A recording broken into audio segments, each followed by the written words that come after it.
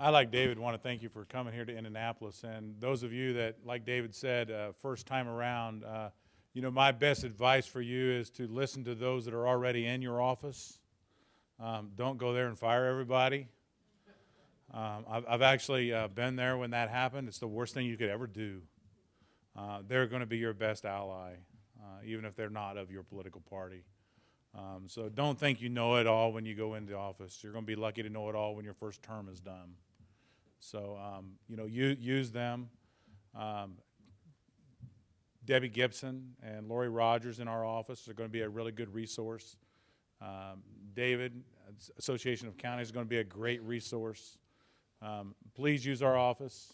The Board of Accounts is there to serve you as well as come in and at the end of hopefully each year review your records and ensure that you did a quality job and ensure that you know your records are done in accordance with the way the General Assembly intended them to be done.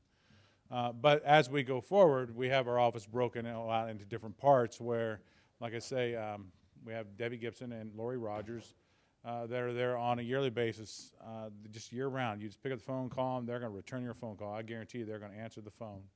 And they're there to help you. They're there to answer questions. They're there to help you get your job done right.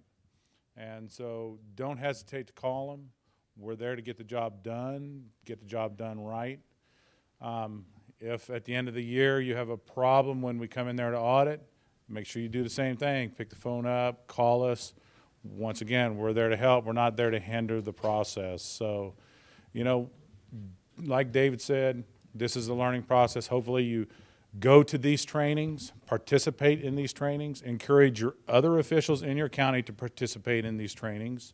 It's through the training programs that you're going to, one, you know, network with the other officials that are there and actually be able to call them and help you with what you're doing because they're experiencing the same problems you're going to come up with. So, you know, through that networking is where you're going to gain a lot of your experience and knowledge. So do learn. We thank you for the challenge that you've accepted, and good luck in your choice to become new recorders and clerks. And some of you that have chosen to do it again, as I've seen a few of you have chose to do this again and again, and sometimes again. I know you'll do a great job, so welcome back. Thank you.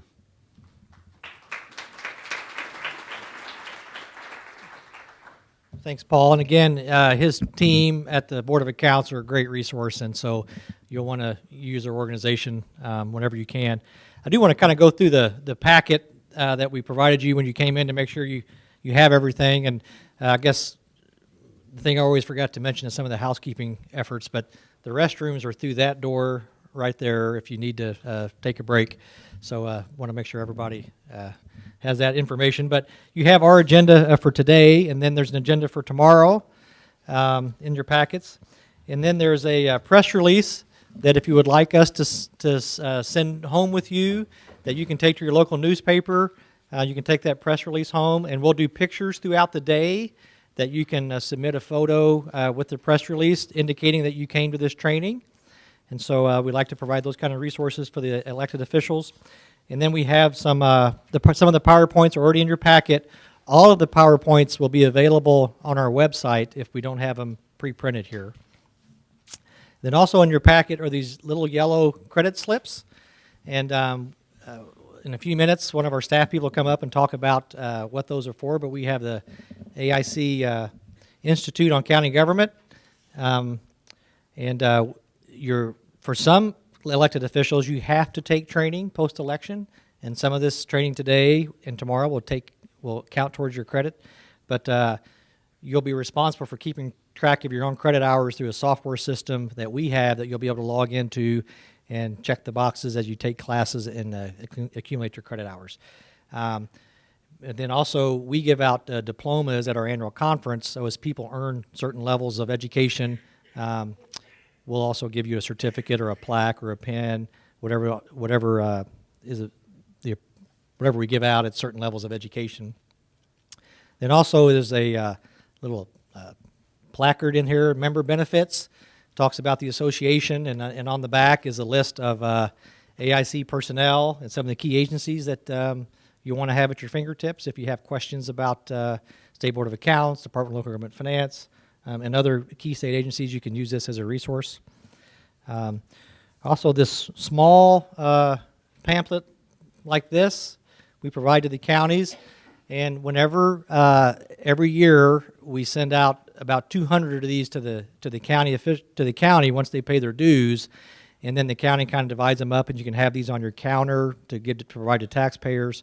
And if you're going to talk to a high school group or a citizens group, KFCs, Knights of Columbus, JC, something like that, and you want to take a few of these with you to hand out, we can provide more copies of this information. And it kind of gives a real brief synopsis of what each county office does. So it's a really nice thing to have at your fingertips.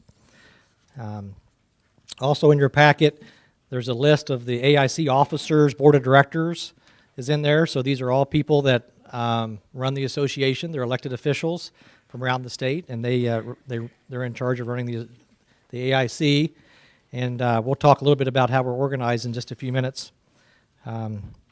Also, again, more information about professional development, the AIC's Institute for Excellence in County Government. Should be a piece of paper in there about that. And on the back of that piece of paper, there's a list of the AIC endorsed programs. And again, as we do the next presentation, we'll talk a little bit about what the endorsed program means for certain counties, what it means for the association. But there's contact information on there.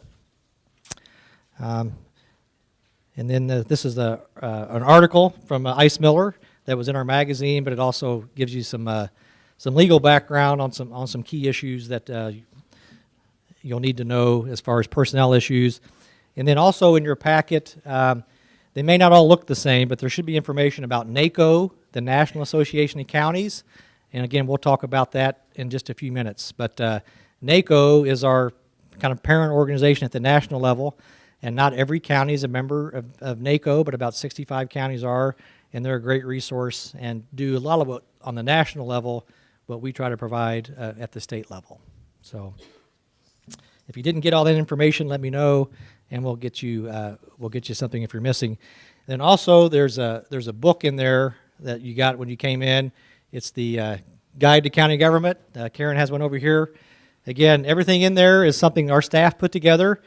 That's not legal advice that you could copy and run to the courthouse with and say, oh, the AIC, it's in their book. So I'm introducing this as something at the court level. It's general guidelines. Hopefully everything in there is factual. We think it is, but things change all the time through regulation and state law. So it's a resource, but not to be used as a legal document. So I hope you have all that. Next, I'm going to go through our presentation for the Association of Counties, and because I'll be here all day, we won't spend too much time on this, but I want to make sure you understand what the AIC is, and it is a membership organization. You all, the county officials, are the membership of the association, and they drive our agenda, our policies, our financial situation. It's an organization that is made up of the members, and you tell the board of directors what you're expecting, and then they tell the AIC staff that's what they want to do, and they'll help us carry out those missions. So again, I always want you to think of you tell us what to do. The AIC board of directors and the AIC staff does not tell county officials what to do. You tell us what to do, and we'll carry that out. So we'll go through this presentation here. This is kind of the makeup of the association. Again, we have the membership, we have a board of directors, it includes an executive committee. On staff, we have 6 full-time people, and then I'm going to talk a little bit about some of the services that we offer. That again, you don't have to use the services we offer, but we want to offer them to you, hopefully as an alternative or some kind of money-saving mechanism for you that something you can take back for your taxpayers. So the way the board of directors is made up, we have 6 districts in the state, and so in the spring, after the legislative session's over, we go out and we have district elections, and there's about 15 or 16 counties in each of the 6 districts. And so if you attend those district meetings, you get to vote for a president and a vice president that represent your district. And really the only regulation is the president and vice president cannot be from the same county. And that's really the only regulation. But they serve on the board of directors for a full year. So again, if you show up at our meetings, this year they'll be in May, and they're in the evenings, and we give a legislative update, and we have these district elections, and sometimes we'll have a guest speaker, but it's really an event that lasts about 2 hours, and we have a nice dinner, and hopefully fill you in on new legislation. So the president and vice president is elected that way, and then we have what we call the affiliate presidents. So again, our board of directors is made up of all the county offices, and so the president and past president of each of the affiliates serves on our board of directors. So for instance, the president of the assessors and the past president of the assessors serve on the board, auditors, recorders, treasurers, and all the way down the line. So, and then we have a legislative chairman, and that person is appointed by the president of the association, so they serve on the board. And we have an executive committee, and there's 5 people on the executive committee, and they meet much more often than the board of directors. The board of directors meets about twice a month. Oh, I'm sorry, once every other month, and the executive committee meets usually by telephone, if not in person, and in the months that the board of directors doesn't meet. So that's the makeup of the association's board of directors. There's 36 members. That can vary a little bit depending on vacancies and so forth, but hopefully after you've been in office for a while and get involved, get comfortable in your office, and you want to be a part of the association leadership, you certainly have plenty of opportunities to be on the board of directors. Here is a list of all the AIC offices that we represent. And so just the elected officers are the voting members of the association, but we do have some of the non-elected county positions serve in an advisory role, especially the highway engineers and supervisors, the IT directors. We rely on the Board of Health to help us a lot because, they're kind of in the trenches on some of the issues, and so we need their expertise as we develop strategy and public policy and legislative initiatives. We rely on those offices as well to help us develop those. But they are not voting members. They only serve in an advisory role. So you can see the list of officers, and we have in there whether or not they're term limited and whether or not they're constitutional offices or statutory. So, I mean, a lot of people may not realize that, county commissioners are statutory, county councils are statutory in office, and the General Assembly could come in and eliminate them immediately, and that would be the end of those offices. As far as the constitutional offices, it would have to go through the constitutional process of 2 separately elected General Assemblies, and then the voters would get to decide on whether or not they want to eliminate those offices. So here's our current list of the executive committee. Again, Al Logston is our president this year, and Al's a county commissioner from Spencer County. And we try to keep the executive committee balanced as far as geography, what offices they hold, big county, small county. All those kind of considerations are taken into account when we select the executive committee. And the board of directors really votes on the executive committee. And just like a lot of organizations, once you become elected the treasurer, you kind of move up through the ranks to become president and then past president. So it's about a 5-year commitment on the executive committee. Here's just a quick list of the duties of the executive committee that are in our bylaws. Here's the current list of AIC staff, and as I introduce them, I'm going to have them come up and tell a little bit about themselves and what they do for the association. So again, my name's Dave Bodorf, Executive Director. I've been with the association since 1999, and I was the legislative director for 4 years and have been executive director since late 2004. And prior to that, I worked on the House Representative staff for 10 years. And I'm from Clark County originally. I don't know if anybody is here from Clark County. I was trying to watch if we had anybody from Clark County here this week. But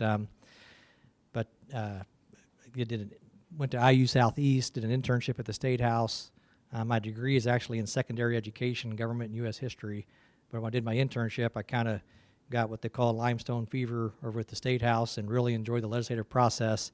Ended up doing an internship, and then when I went back and finished my senior year of college, they called and asked me if I wanted a job, and I thought, well, I could do that for 2 or 3 years and learn how government actually works, and then go back to my profession of being a teaching teacher, and I never went back. I just really enjoy the legislative process. So, so next I'm going to have Karen Avery come up. Karen is our Director of Public Relations. She's going to introduce herself and give you a little information about what services she provides for members of the AIC.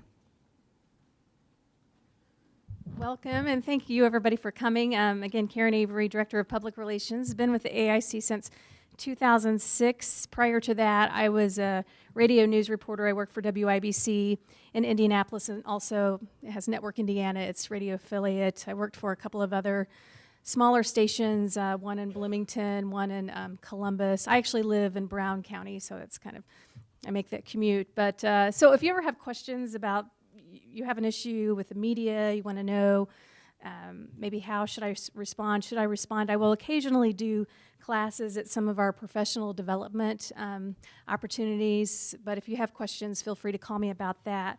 I'm a Ball State grad, so I've kind of made my way around the state in that regards. I'm responsible for a lot of your printed publications, your e-newsletters. So the magazine, for instance, this comes out every other month. All of the elected county officials should receive that. If for whatever reason you're not receiving that, your first one should come to you late February for the January-February issue. But that article, that Ice Miller article that is in there, that was the December issue, which is just now coming out. You probably won't receive that, but I always put the electronic version of this magazine on there. So if you wanted to kind of go onto indianacounties.org and go to the media center and peruse some of the past issues. And I do have a box of a couple of issues that I'll leave out on the desk during the reception, so feel free to grab some of those. Another one of the important publications I do, I work with the county auditors to put together this huge book of data, which it's anywhere from salaries to benefits, and county council members and commissioners use this heavily during the budget writing session in the summer. So you may want to get one of these at some point if you need some help with seeing what the budgets are for your offices in other counties. That comes out in late summer. And the only other thing I want to mention is this book that you've already picked up. I will have extras available for purchase for newly elected officials that weren't able to attend this. So if you know of anyone that is interested in getting one of these books, I'll have a link on our website in late December if anybody wants to purchase one of those who wasn't here, or feel free to give me a call. Again, I'm Karen Avery, and all of our information is on this. I think I've covered all I need to for now, but feel free to give us a call if you need anything. So welcome. Thanks. Thanks, Karen. And I just can't stress enough how much of professionalism is on our staff, not just with Karen, but with everybody else you're going to meet. And for a small association, we're very, very fortunate to have such professional people working for you all. Again, they work for you, not just the association. So use them as a resource. So next I'm going to have Christine. Oh, Karen's going to come up and correct me on something, probably not.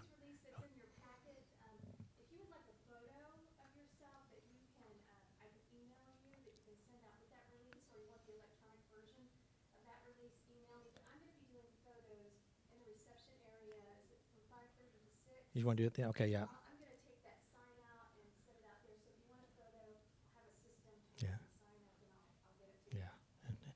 Yeah. And so next, Christine Traina is our Director of Planning Professional Development. Again, she helped organize this meeting with the State Board of Accounts and is one of our registered lobbyists as well. And we'll get into the legislative issues in a little bit later. But again, a great resource for you all, very professional in the work that she does, and we're very fortunate to have her on staff. So please welcome Christine Traina.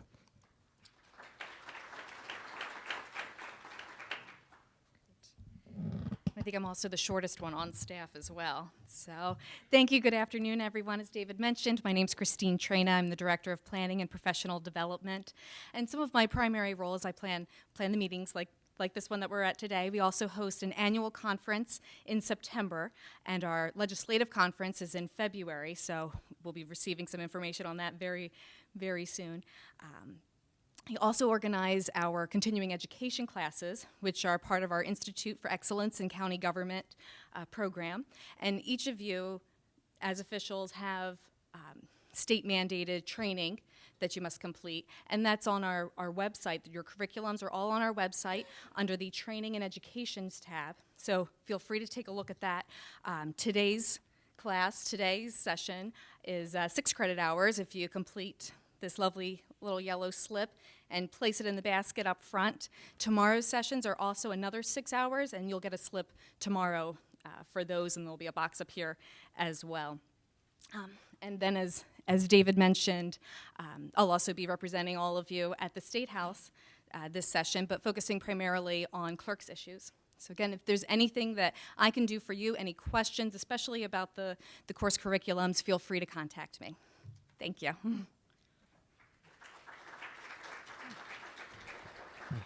Thanks, Katrina. Next is Adam Johnson, and Adam is our Deputy Director of Governmental Affairs and has been on staff since July, I believe. So he's just been with us for a few months.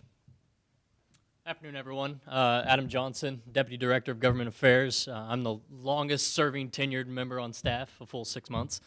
Originally a Gibson County guy, but I've been in the legislative process for 2 years. After the 2012 election, I worked for House staff for 2 years until I came on this July with AIC.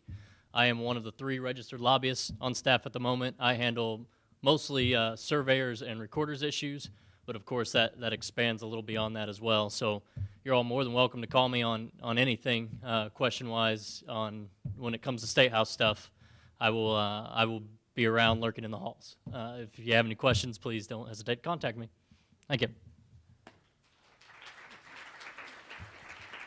Thanks, Adam. And again, he's only been with us for about 4 months, but has learned a lot and is doing a great job representing us at the State House. He knows so many people at the State House. Great way for us to open doors and to make sure that we can discuss issues of importance to county officials. So next we have Alicia Raymer, and Alicia is our Business Development Coordinator and Finance Administrator.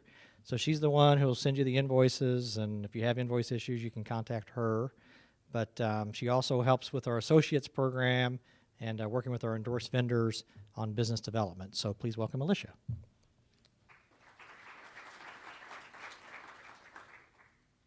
Hi everyone, I'm Alicia Raymer, and as David said, I deal with the finances and the bookkeeping for the association. So if you have any questions about invoices that you receive, feel free to contact me. As for the business side of things, I work really closely with our vendors and endorsed programs because they do so much for us. They provide us a lot of support, and we really appreciate everything that they do for us. So I just keep those lines of communication open and maintain those relationships. Like I said, if you have any questions, feel free to contact me by phone or email. Thanks, everyone. And you'll note we have a job opening right now. The Director of Governmental Affairs and our General Counsel just left in November, or actually December 1st was his last day, so we're in the process of filling that position. But in general, there's 6 full-time professional staff there, and we have maybe some part-time and interns throughout the year, especially during the legislative session. But for a staff of 6, I think we provide a lot of services for county officials. So, just real quickly, if you're wondering about how the association is funded, the county pays dues and it's based on levies that were in effect, I think, in 1995. We increased dues only rarely. We increased dues in 2003 and 2008, and we haven't increased dues since then. And so we understand that counties don't have a lot of extra cash, and so we do everything we can to be very efficient and to rely on other revenue sources so we don't have to ask the counties to increase their dues to us. But there's a scale based on the levies from the 1990s, but we're very sensitive to the fact that the counties don't have a lot of money, and we try not to go back to the well too often and ask the counties to support us through dues. We have this training like this. It kind of pays for itself. We don't make a lot of money off training, but it is something we provide, and usually the revenue is pretty neutral to whatever the cost is of the event. Our legislative conference we'll have February 3rd and 4th in Indianapolis, and again, at that event, we're still finishing up the agenda, but it's a 2-day event. We have lunch at the State House in the atrium. That way legislators can visit with county officials and talk about issues important to your office. I know that the new Chief Justice, Loretta Rush, is scheduled to speak on the 4th, and on the 3rd, we're going to hear from Indiana Economic Development Corporation's leader and an initiative that he has about regional cities. And so we're still finishing up the agenda on that, but there are two really good speakers, and hopefully you'll have an opportunity to attend our legislative conference. Then we have our district meetings. We talked a little bit about those earlier. Again, I think it's only $30 to attend those, and that includes a meal and a reception time. Our annual conference is usually the same week in September, usually the third week in September. We do move that around the state. In 2015, it's in Michigan City. In 2016, it's in Fort Wayne, and we'll probably go out to bid in early next year for 17 and 18. But it's a great event. We usually have about over 700 people attend that event, county officials and vendors, and it's a great opportunity to learn from other people, other county officials, and then also we have workshops at all these events where hopefully you'll come away with an education and take back to your county whatever you paid to come to the conference. We always hope you take home that much money savings ideas to your county, so hopefully all those things pay for themselves from your all's perspective. And then we do have some endorsed programs, and again, we have a list of companies that we provide you that are resources. So if you have questions about software or engineering or financial assistance, there's a whole host of companies that are members of the association, but we do have a few endorsed programs that we actually work with them through a marketing arrangement, and usually they're unique programs that they'll offer a discount to the counties, and then they help us financially as well. So whenever you can, we certainly hope you'll take a look at the endorsed programs and at least talk to them if it's a service that that you're out for the market for. We hope you give our endorsed programs a look, and because again, usually they give you a discount if you're a member of the association, and all 92 counties are members of the association, so we really haven't had trouble with that for a number of years. So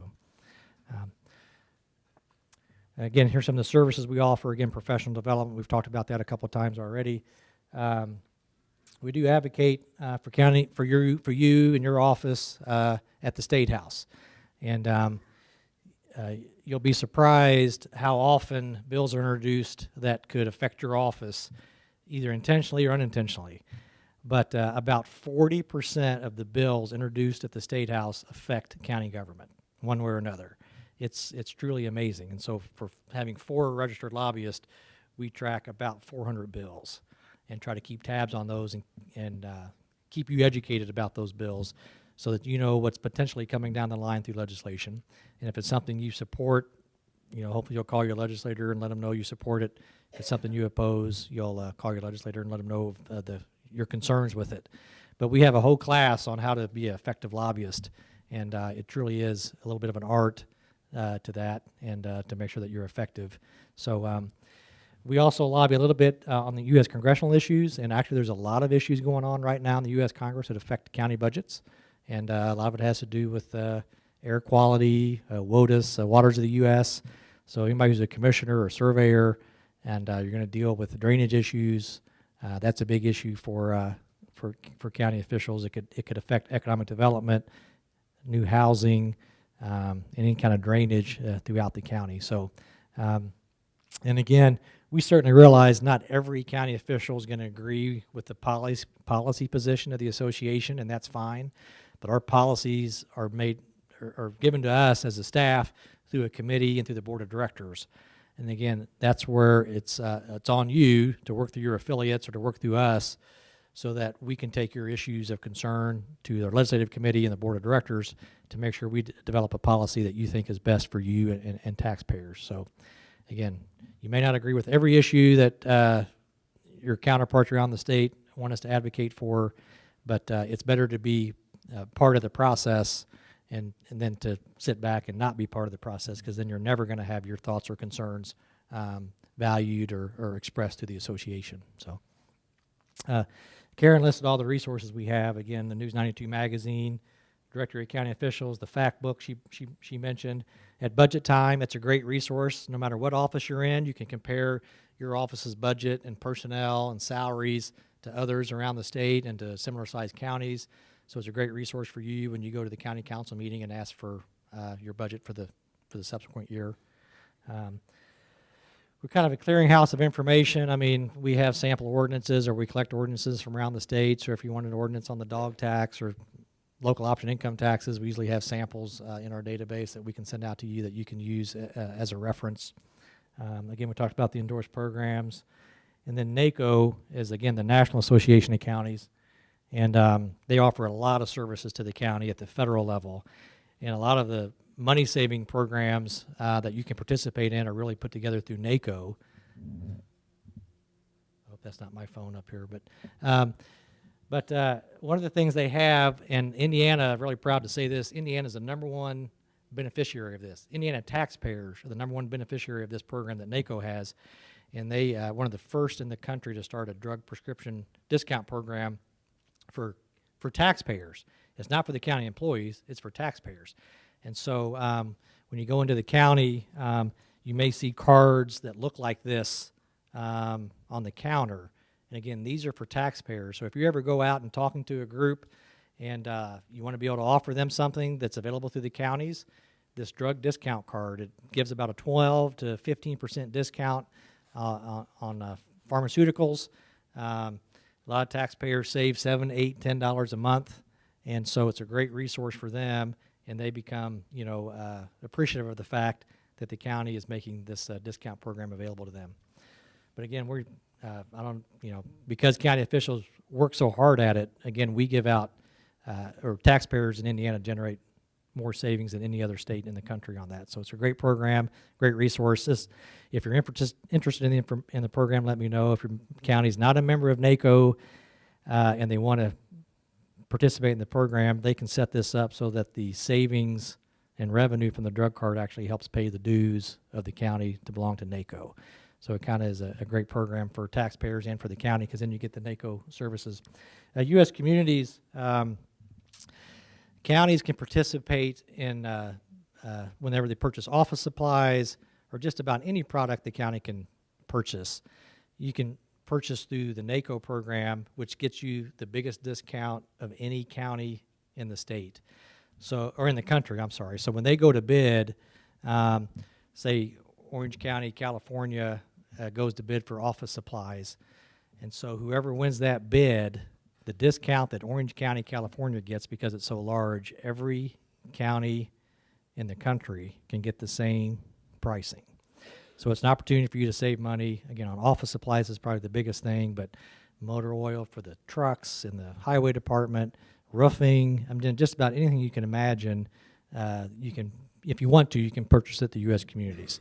Or if you don't want to purchase through U.S. Communities because you want to kind of buy locally, what a lot of times counties will take the pricing of U.S. Communities to their local vendor and say, can you match this? And a lot of times they will, because they want to keep your business. So something else with NACO, their board of directors, similar to ours, they have a multitude of national affiliates. So like for the clerks and recorders, is a national association. I think it's called NACRAC, which is not a very good acronym, but National Association of County Recorders and Clerks.